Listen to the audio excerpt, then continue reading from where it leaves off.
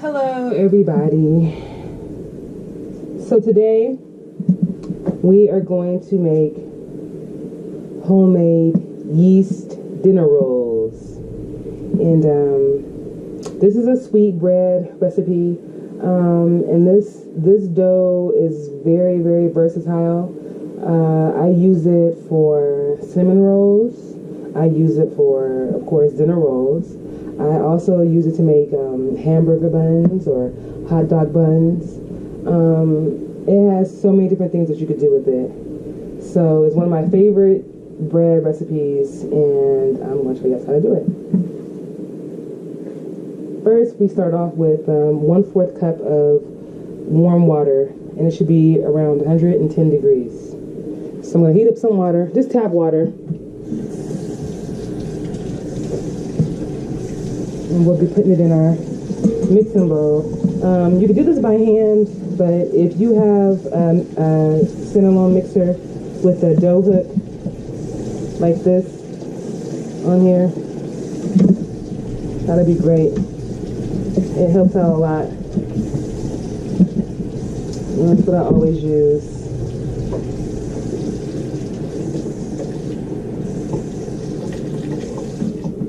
So I have 1/4 of water going into the mixing bowl. And to that, I'm going to add a tablespoon of regular commercial yeast. You can use either the quick rise or the regular. It doesn't matter. They both work just fine. So whole tablespoon is going inside into the water. And what we're going to do now, what that's called is proofing. We're going to make sure that our yeast is active and that it's going to make the bread rise. So just let it sit in here, and it's going to get foamy. And if it gets foamy, that means the yeast is good. I also add to this the sugar that goes into the recipe, and it's 1/4 cup of sugar. Goes in white sugar. Regular white sugar, and just mix all that together. And it's gonna sit for about 5-10 minutes until it gets frothy or foamy, and then that's how you know your yeast is good. So we'll let that sit for a couple of minutes, and then we'll come back and I'll show you how it looks. Okay, good people, and we're back. So, like I told you, we let the yeast and sugar in the 1/4 cup of warm water at 110 degrees sit for a minute, and it got a little frothy. And, you know, when you add the sugar, it doesn't get as frothy as it would with just plain water, but that's okay. You just want to know that your yeast is activated. And I buy a lot of yeast, so I have it for some time, and I need to check to make sure that it's still, you know, working. While that was doing its thing, I went ahead and heated up 1 cup of milk. I use whole milk for about 1.5 to 2 minutes. Just let it get bubbly, and then it kind of cooled off, which is good, while this was doing this thing. And you can't have this hotter than 110 degrees as well, and that's so that it won't kill the yeast. So now that we got everything all squared away, I'm going to pour everything into this mixing bowl. So the milk is going in, 4 tablespoons of butter is going in, 1 egg is going in. And then we're going to give this quick stir in here. If you like your butter melted, you can melt it. Just make sure that it cools off before you go throwing it in here. But once the dough gets in here, it'll mix up. And another trick, sometimes when I overheat my milk, because it happens, I'll take some cold butter, 4 tablespoons of cold butter, and throw it into the milk and let the butter cool off the milk, so that when I put it into the yeast, sugar, and milk mixture, it won't Yeah, yeast sugar mixture, water mixture. It won't kill the yeast. Okay. So we're gonna be putting in 3.5 cups of flour. I'm using all-purpose, unbleached white flour. You could use the kind you like. I wouldn't recommend wheat because wheat is just a whole different recipe. But if you want to use bread flour, that's fine. And I'm putting it in a cup at a time. And after I put it in, I'm mixing it into the wet ingredients until it's like fully mixed in. And then I'm going to add another cup. And I'm doing this one at a time. I'm mixing it in like so.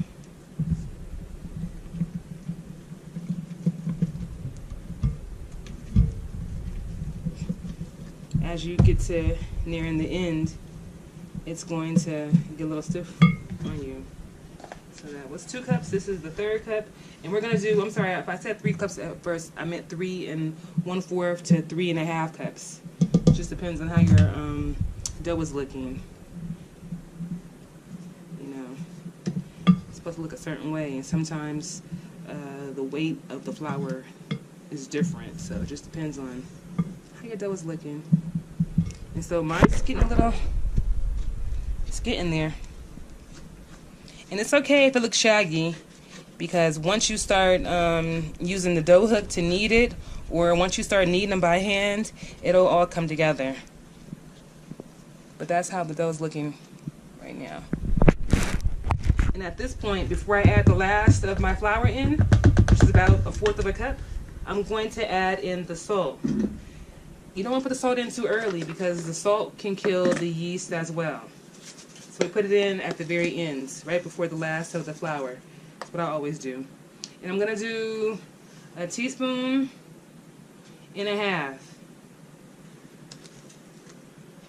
But again, depending on what kind of salt you use, depends on how much you put in.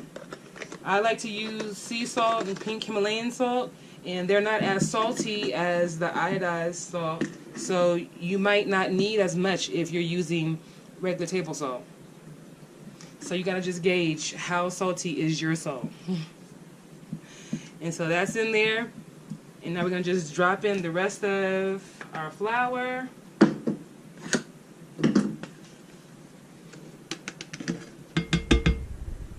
And that's that. We're gonna get this mixed in, and it's gonna be a little shaggy, but that's okay.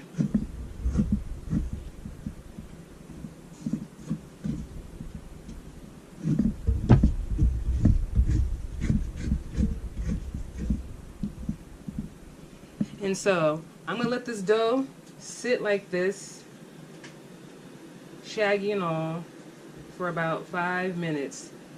And that's going to let the liquids kind of absorb some more of the flour. And then I'm going to put back on my dough hook and knead it for about 7 to 10 minutes, depending on how it needs to be kneaded. Some people can do this by hand. I cannot. My wrists won't allow me to, so I rely heavily on my machine and my dough hook. But if you want, after the 5 minutes of resting, to knead it by hand, you can.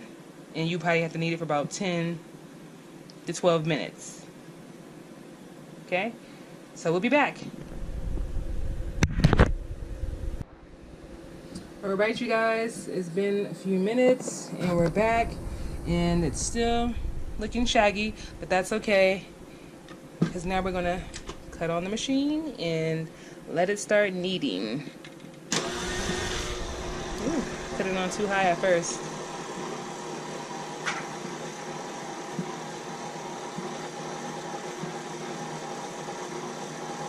See? It's getting it down in there. That's all we need. The machine to do the work.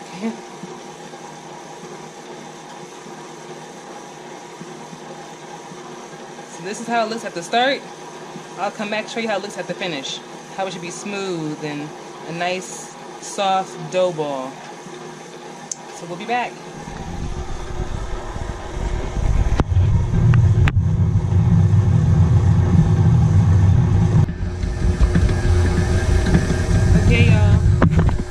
mixer has been going for about 7 minutes, and I know it's all clanky. My mixer's a little old, so gotta harden it. And you see how the dough's gotten smoother and it's not sticking to the sides of the bowl anymore? That's what you want to look for. I'm gonna go ahead on and stop this.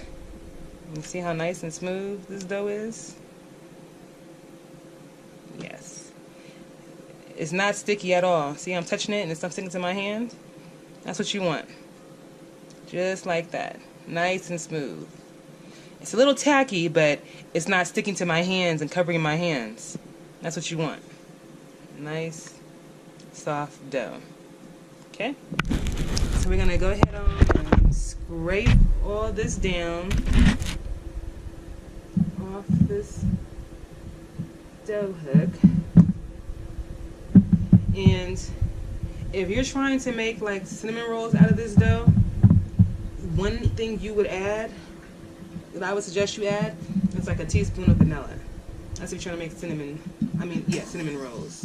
Or any kind of like sticky buns. You can add like a teaspoon of vanilla. But just for the dinner rolls, you don't need to add vanilla. Unless you just want like a real vanilla flavor. Okay. So we're done with the mixer.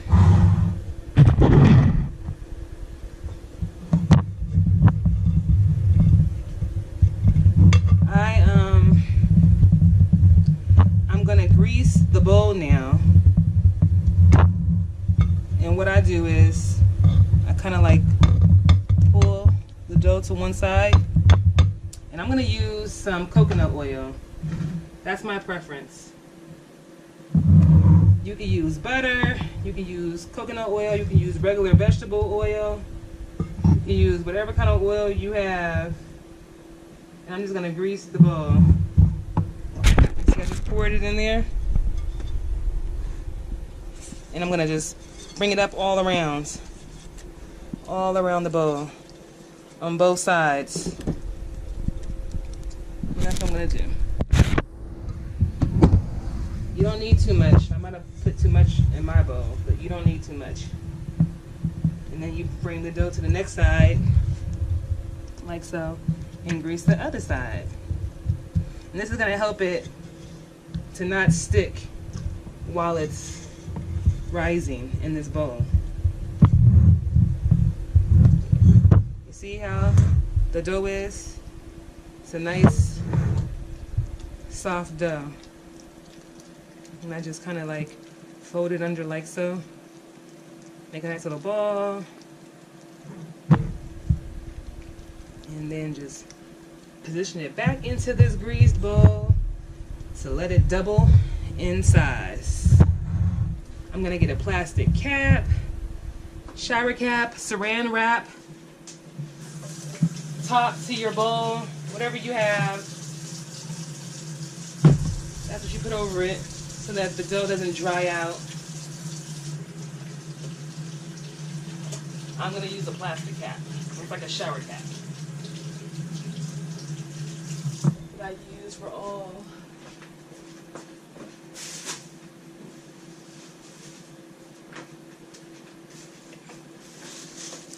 See? That's what I use.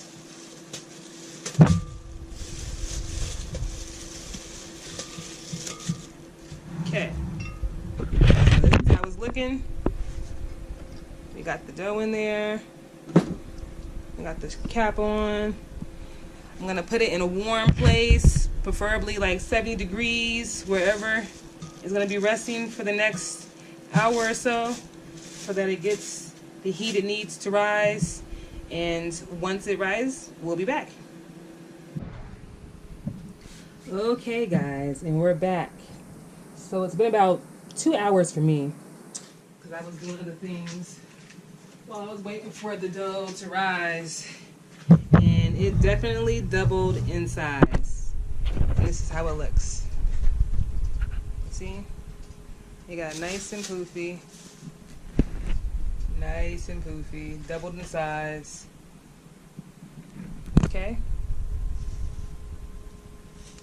Now what we're going to do is we're going to punch down the dough so that we can divide it up into dinner rolls. Now what I do is I like to weigh my dough. I use a little kitchen scale and I put it into a different container and I weigh it because I want each roll to be the same size. So I have, let me see, 16, 32, about 34 ounces. And so I'm going to divide all of them up evenly. I'm going to do 2 ounces each for each one. And how we do that is we take another container. So I'm going to do 2 ounces each. I had about 32 ounces. I'm going to do 2 ounces each, maybe 2.5.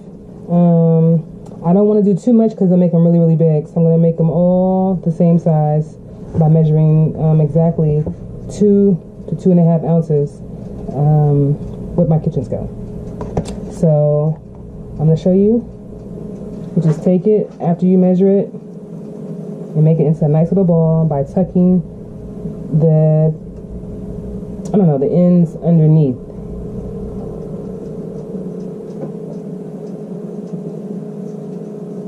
And then taking your palms and doing like so.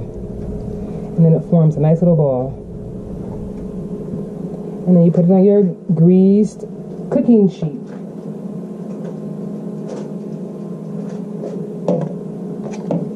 Like so. And you keep doing that until cooking sheet's all the way filled. Don't put the dough too close together. Give it about 1/4 of an inch in space between, and you should be good. I'll be back after I get done with doing the little dough balls. All right. Okay, so we divided up the rolls. Ooh.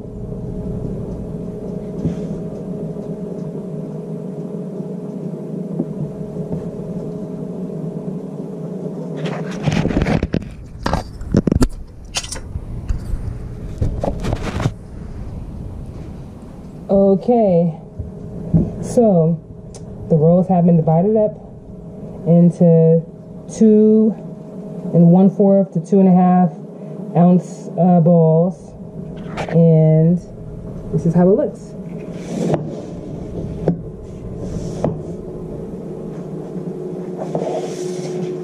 Okay, they're gonna be nice and neat and even.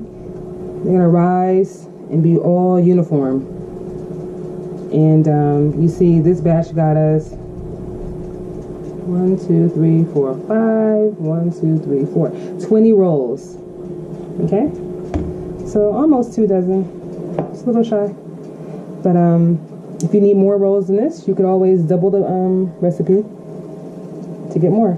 And if you want less rolls than this, well, I don't know how you can get less. Maybe you can make them bigger, make them, I don't know, 3 ounces each.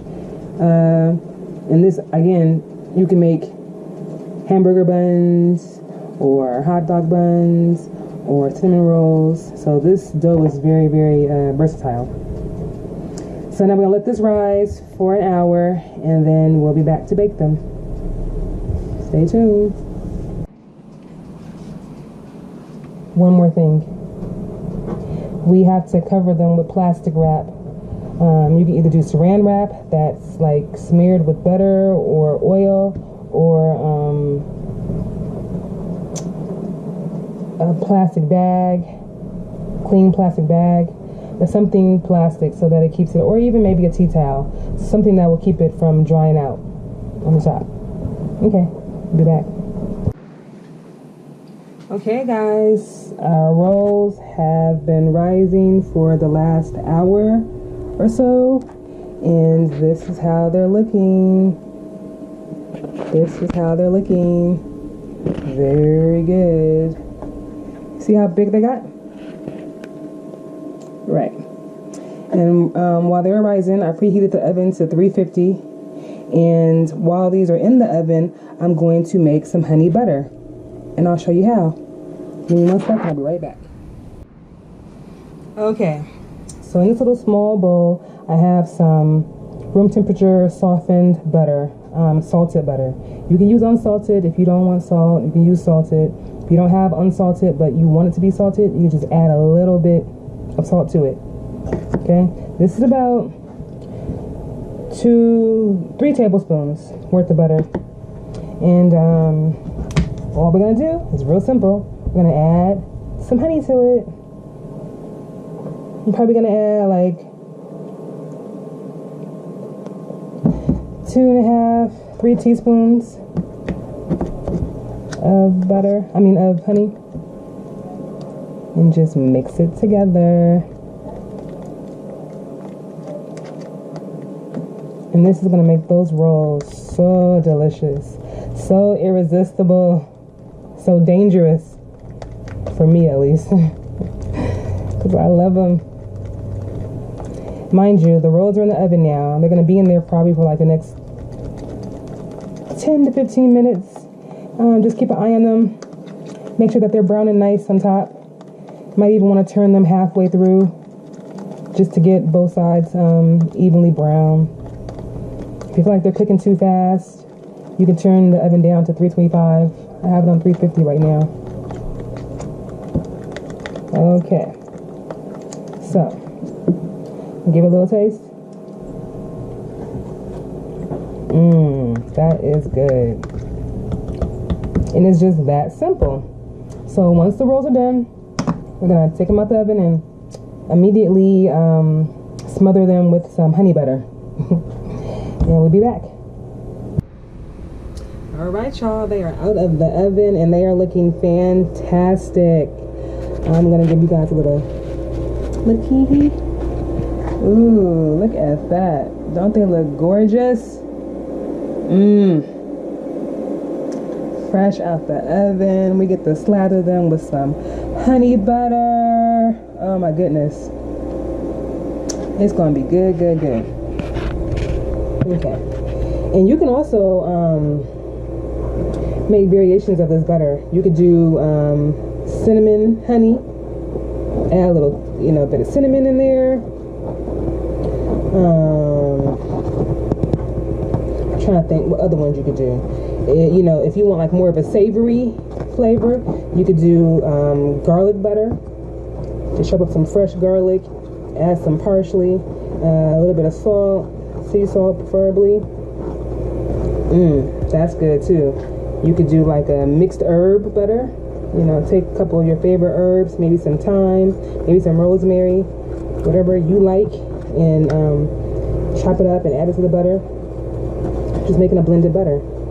But for these right here, I'm using this good old honey butter. And I do the other variations too, depending on what I'm cooking for that day. Like if I'm doing Italian, anything that's, like pasta, I'll do maybe some garlic rolls, garlic butter rolls, and they are so good.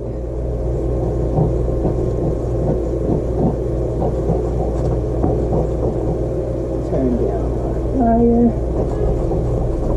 I'm doing a bunch of cooking in here, so I'm trying to multitask the best I can.